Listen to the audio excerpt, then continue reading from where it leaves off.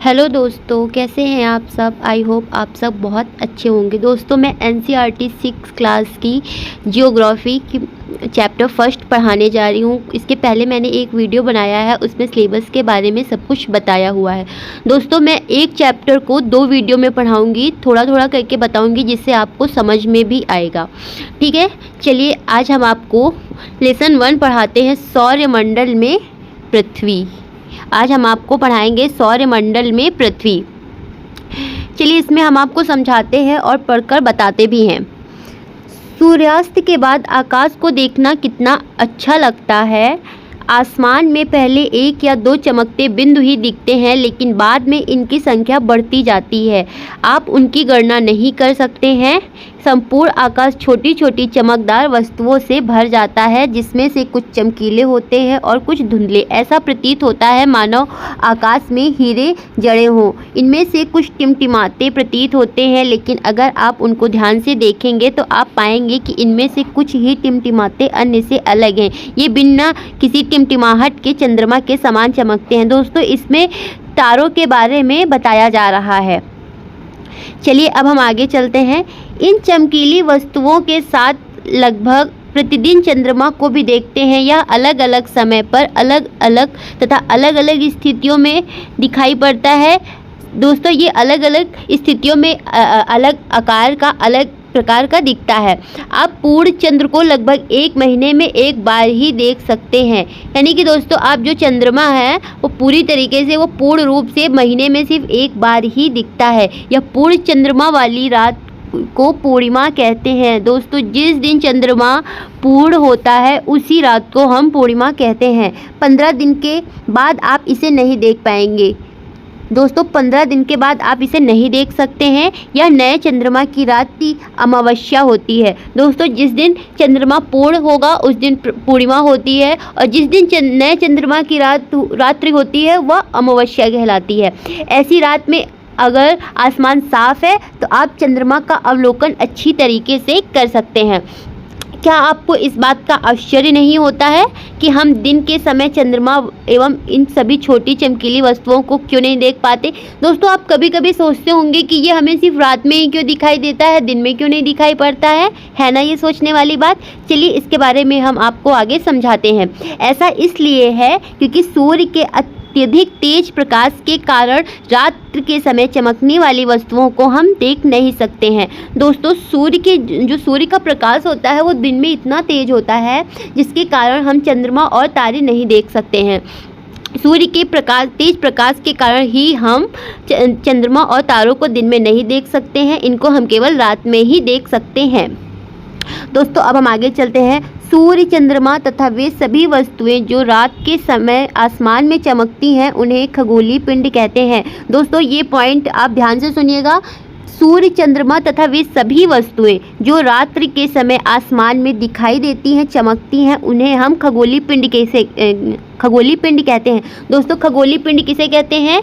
सूर्य, चंद्रमा तथा वे सभी वस्तुएं जो रात के समय आसमान में चमकती हैं खगोलीय पिंड कहलाती हैं। कुछ खगोलीय पिंड बड़े आकार वाले तथा गर्म होते हैं। दोस्तों, कुछ जो खगोलीय पिंड होते हैं वे बड़े आकार तथा गर्म वाले होते हैं। ये गैसों से बने होते हैं। इनके पास अपनी ऊष्मा तथा प्रकाश होता है, जिसे वह बड़ी मात्रा में उत्सर्जित करते हैं। इन खगोलीय पिंडों को तारा कहते हैं तथा सूर्य भी एक तारा है। दोस्तों, जो सूर्य है, सूर्य के पास खुद का अपनी ऊष्मा है और अपना प्रकाश है। ये बहुत बड़े आकार का है तथा बहुत ही गर्म होता है। ये अनेक गैसों से मिलकर बना होता है तथा सूर्य एक तारा भी है। चलिए दोस्तों, इधर हम आपको बता देते हैं। इधर आओ करके कुछ सीखें, जिसमें से कि आपको एग्जाम्पल से भी कुछ आपको समझ में आ जाएगा। आपको आवश्यकता होगी एक टॉर्च की, एक सादा कागज, पेंसिल तथा एक सुई की। इसमें फर्स्ट उसमें करेंगे। कागज के मध्य में टॉर्च को इस प्रकार रखें कि उसका कांच कागज से सटा रहे। अब टॉर्च के कांच के चारों ओर एक वृत्त खींचे। कागज पर वृत्त के क्षेत्र में सुई से छोटे छोटे छेद करें। अब कागज के छिद्रित वृत्तीय भाग को कांच पर सामने की तरफ रखें तथा टॉर्च के चारों ओर कागज को लपेटकर रबर बैंड लगा दें। ध्यान रहे कि टॉर्च की स्विच कागज के बाहर रहे। अंधेरे कमरे में एक सादी दीवार की ओर मुख करके इस टॉर्च को लेकर कुछ दूरी पर खड़े हो जाए। दूसरी सभी बत्तियों को बुझा दे। अब टॉर्च की रोशनी को दीवार पर डालें। आप दीवार पर प्रकाश के अनेक छोटे बिंदुओं को देखेंगे, बिल्कुल वैसे ही जैसे रात के समय आसमान में तारे चमकते हैं। अब कमरे की सभी बत्तियों को जला दें। प्रकाश के सभी बिंदु लगभग अदृश्य हो जाएंगे। फिर दोस्तों नेक्स्ट पॉइंट है, आप इसकी तुलना उस अवस्था में कर सकते हैं जब रात्रि के समय आसमान में चमकने वाले तारे सूर्योदय के बाद अदृश्य हो जाते हैं। दोस्तों इसमें क्या बताया गया है, जैसे कि जो सूर्य होता है उसका प्रकाश इतना तेज होता है, उस प्रकाश के तेज होने के कारण ही दोस्तों हमें रात में चंद्रमा और तारे दिखाई पड़ते हैं और दिन में नहीं दिखाई पड़ते हैं। सूर्य के तेज प्रकाश के कारण ही दिन में हमें चंद्रमा और तारे नहीं दिखाई पड़ते हैं। और दोस्तों आप ये भी पॉइंट याद रखिएगा, सूर्य, चंद्रमा तथा जितनी भी वस्तुएं आसमान में चमकती हैं उन्हें हम खगोलीय पिंड कहते हैं। चलिए अब हम आगे बढ़ते हैं। रात के समय चमकते हुए अगिनत तारे सूर्य के समान ही हैं, लेकिन हमसे बहुत अधिक दूर होने के कारण हम उनकी ऊष्मा या प्रकाश को महसूस नहीं कर सकते हैं तथा वे अत्यंत छोटे दिखाई देते हैं। दोस्तों जो रात के समय जो चमकते हुए तारे हैं वो सूर्य के समान ही होते हैं। दोस्तों कई तारे तो सूर्य से भी बड़े होते हैं, लेकिन वो हमसे कई ज़्यादा गुना दूर होते हैं, जिसके कारण वो हमें छोटे दिखाई देते हैं। आपने अवश्य ध्यान दिया होगा कि कुछ दूरी से देखने पर सभी वस्तुएं छोटी दिखाई देती हैं। दोस्तों अगर आप बहुत ऊंचाई पे खड़े होकर नीचे देखते हैं तो नीचे जो वस्तुएं पड़ी होंगी वो हमें बहुत ही छोटी छोटी दिखाई पड़ती हैं।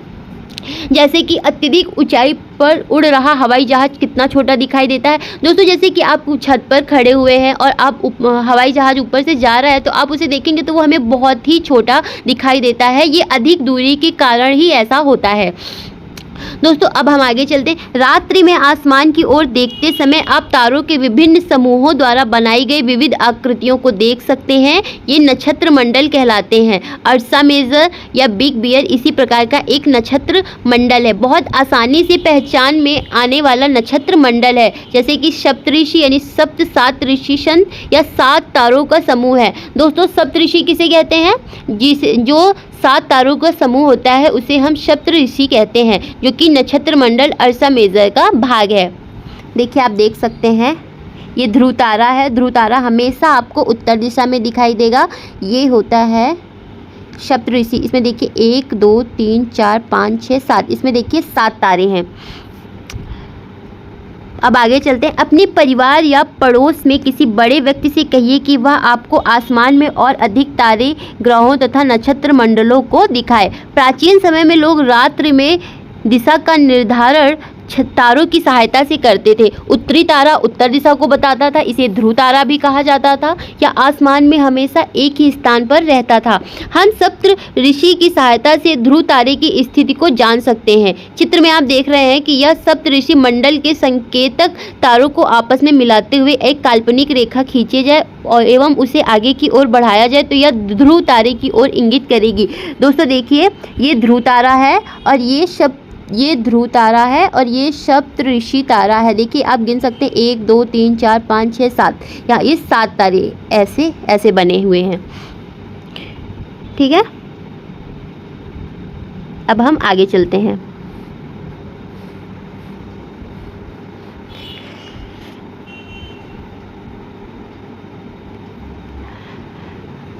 अब हम देखेंगे कुछ खगोलीय पिंडों में अपना प्रकाश एवं ऊष्मा नहीं होती है, वे तारों के प्रकाश से प्रकाशित होते हैं। ऐसे पिंड ग्रह कहलाते हैं। दोस्तों कुछ खगोलीय पिंडों में अपना प्रकाश एवं ऊष्मा नहीं होती है। दोस्तों जिन खगोलीय पिंडों में अपना खुद का प्रकाश और खुद की ऊष्मा नहीं होते हैं वे तारों के प्रकाश से प्रकाशित होते हैं, उन्हें ही हम ग्रह कहते हैं। ऐसे पिंडों को ही दोस्तों हम ग्रह कहते हैं, जिसे अंग्रेजी में प्लैनेट कहते हैं। ग्रीक भाषा के प्लेनेटाई शब्द से बना है, जिसका अर्थ है परिभ्रमक अर्थात चारों ओर घूमने वाले। पृथ्वी जिस पर हम रहते हैं यह एक ग्रह है। दोस्तों जिस पर हम रहते हैं पृथ्वी पर यह भी एक ग्रह है और सूर्य एक तारा है। यह अपना संपूर्ण प्रकाश एवं ऊष्मा सूर्य से प्राप्त करती है। यह अपना संपूर्ण एवं जो दोस्तों पृथ्वी है, ये अपनी जो ऊष्मा एवं प्रकाश है वह जितनी भी है वो सब सूर्य से प्राप्त करती है, जो पृथ्वी के सबसे नज़दीक तारा है। पृथ्वी को बहुत अधिक दूरी से जैसे चंद्रमा से देखने पर या चंद्रमा की तरह चमकती हुई प्रतीत होगी। चलिए दोस्तों, इधर कुछ हम देख लेते हैं कुछ रोचक तथ्य। कुछ रोचक तथ्य में क्या देखेंगे, बृहस्पति, शनि तथा यूरेनस के चारों ओर छल्ले हैं। ये छल्ले विभिन्न पदार्थों के असंख्य छोटे छोटे पिंडों से बनी पट्टियां हैं। पृथ्वी से इन छल्लों को शक्तिशाली दूरबीन की सहायता से देखा जा सकता है। दोस्तों इसको आप याद रखिएगा कि बृहस्पति, शनि तथा यूरेनस के चारों ओर छल्ले लगे हुए हैं। चलिए हम आपको दिखा देते हैं। ये देखिए, ये शुक्र है, ये पृथ्वी है, ये मंगल है, ये बुध है, ये सूर्य है, ये पूरी लाइन है, ये क्षुद्र ग्रह पट्टी है। दोस्तों देख पा रहे हैं आप पूरा, ये देखिए दिख रहा होगा आपको। अब मैं आपको इधर का बता देती हूँ। जो बुध है, बुध के चारों ओर एक परिक्रमण यानी 28 दिन का होता है और ये अपने अक्ष पर घूर्णन 59 डेज में करती है। शुक्र का है, सूर्य के चारों ओर एक परिक्रमण 255 डेज का होता है और अपने अक्ष पर घूर्णन 243 डेज में करती है। जो पृथ्वी है, ये सूर्य के चारों ओर एक परिक्रमण 365 दिन में करती है तथा अपने अक्ष पर घूर्णन 1 दिन में करती है तथा चंद्रमा की संख्या 1 है। मंगल का क्या है, सूर्य के चारों ओर एक परिक्रमण 687 डेज में करता है और अपने अक्ष पर घूर्णन 1 दिन में करता है। इसमें चंद्रमा की संख्या 2 है। आंतरिक ग्रह को सूर्य के बहुत नज़दीक है, ये चट्टानों से बने हुए हैं। दोस्तों बुध, शुक्र, पृथ्वी, मंगल, इनको आंतरिक ग्रह भी कहते हैं। दोस्तों इसको भी आप ध्यान में रखिएगा। बाह्य ग्रह कौन से हैं, बृहस्पति, शनि, यूरेनस, नेपच्यून। बृहस्पति का क्या है दोस्तों, सूर्य के चारों ओर एक परिक्रमण 11 साल 11 महीने लगभग 12 साल अर्थात अपने अक्ष पर घूर्णन 9 घंटे 56 मिनट। इसमें चंद्रमा की संख्या लगभग 53 होती है। शनि का पढ़ते हैं, सूर्य के चारों ओर एक परिक्रमण 29 ईयर यानी 29 साल 5 महीने और अपने अक्ष पर घूर्णन 10 घंटे 40 मिनट और चंद्रमा की संख्या लगभग 53 है। दोस्तों यूरेनस का पढ़ते हैं, सूर्य के चारों ओर एक परिक्रमण 84 डेज यानी 84 साल और अपने अक्ष पर घूर्णन 17 घंटे 14 मिनट और चंद्रमा की संख्या लगभग 27 है। नेपच्यून का पढ़ते हैं, सूर्य के चारों ओर एक परिक्रमण 164 ईयर यानी 164 साल और अपने अक्ष पर घूर्णन 16 घंटे 7 मिनट और चंद्रमा की संख्या 13 है। दोस्तों अब हम आगे चलते हैं। सबसे पहले हम देखेंगे कि क्या आप जानते हैं, इसमें हम पढ़ेंगे पौराणिक रोमन कहानियों में सोल सूर्य देवता को कहा जाता था।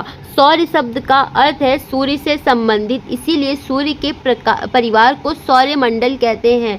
दोस्तों इससे हम ध्यान में रखेंगे, सूर्य के परिवार को सौर्य मंडल यानी सोलर सिस्टम कहा जाता है। सौर्य शब्द का उपयोग करते हुए अधिक शब्दों को लिखने के लिए इसमें बताया गया है। चलिए इधर हम देखते हैं। आसमान में दिखने वाला चंद्रमा एक उपग्रह है। चंद्रमा एक उपग्रह, सूर्य एक तारा है और चंद्रमा एक उपग्रह है। यह हमारी पृथ्वी का सहचर है, इसके चारों ओर चक्कर लगाता है। हमारी पृथ्वी के समान 7 अन्य ग्रह हैं जो सूर्य से प्रकाश एवं ऊष्मा प्राप्त करते हैं। उनमें से कुछ के पास अपने चंद्रमा भी हैं। दोस्तों उसमें आगे बताया गया था ना कि किसके पास कितने चंद्रमा है, अपनी पृथ्वी के पास एक ही चंद्रमा है। सौरमंडल किसे कहते हैं, सूर्य, 8 ग्रह, उपग्रह, कुल अन्य खगोलीय पिंड जैसे क्षुद्र ग्रह एवं उल्का पिंड मिलकर सौरमंडल का निर्माण करते हैं। उसे हम सौर परिवार का नाम देते हैं जिसका मुखिया सूर्य है। दोस्तों चलिए हम सूर्य के बारे में पढ़ते हैं। सूर्य सौर मंडल के केंद्र में स्थित है। यह बहुत बड़ा है एवं अत्यधिक गर्म गैसों से बना है। इसका खिंचाव बल इससे सौरमंडल को बांधे रखता है। सूर्य सौरमंडल के लिए प्रकाश एवं ऊष्मा का एकमात्र स्रोत है, लेकिन हम इसकी अत्यधिक तेज ऊष्मा को महसूस नहीं करते हैं क्योंकि सबसे नज़दीक का तारा होने के बावजूद यह हमसे बहुत दूर है। सूर्य पृथ्वी से लगभग 15 करोड़ किलोमीटर दूर है।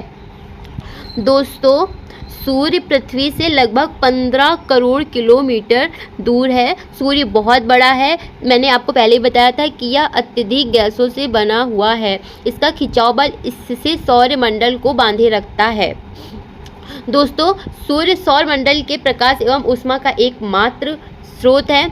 इसकी ऊष्मा बहुत तेज होती है। यह सबसे नज़दीक का तारा होने के बावजूद यह हमसे बहुत दूर है।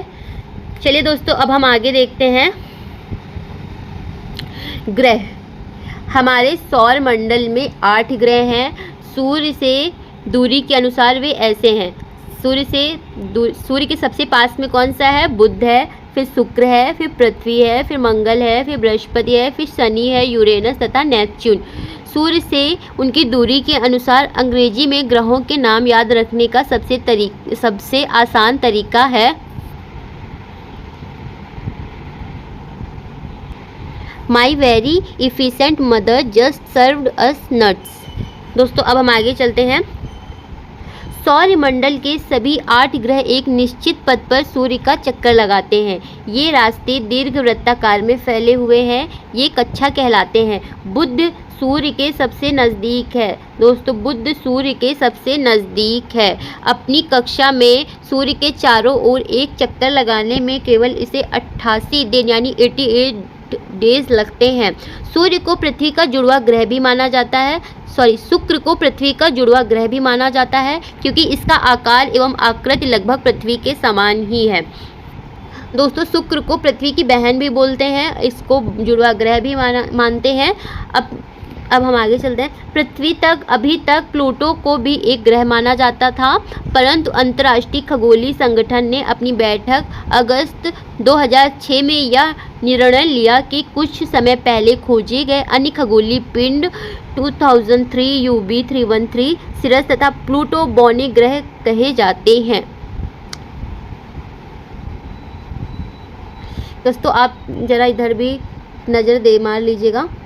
इसको भी हम आपको बता देते। रात में आसमान को देखकर मनुष्य हमेशा से मोहित हुआ है। खगोलीय पिंडों एवं उनके गति के संबंध में अध्ययन करने वाले खगोल शास्त्री कहते हैं। आर्यभट्ट प्राचीन भारत के प्रसिद्ध खगोल शास्त्री थे। उन्होंने कहा कि सभी ग्रह तथा चंद्रमा परावर्तित सूर्य प्रकाश के कारण चमकते हैं। आज विश्व के सभी भागों में खगोलविद ब्रह्मांड के रहस्यों को खोजने में लगे हैं। दोस्तों, आज के लिए हम आपको इतना ही बताएंगे। इसके आगे का पार्ट हम नेक्स्ट वीडियो में पढ़ाएंगे क्योंकि एक वीडियो में बहुत ही बड़ा हो जाएगा। इसीलिए हम आपको थोड़ा थोड़ा पढ़ाते हुए पार्ट बाय पार्ट आपके लिए वीडियो लाते रहेंगे। अगर आपको वीडियो पसंद आई हो तो लाइक, कमेंट, शेयर और सब्सक्राइब ज़रूर कीजिएगा। Thank you.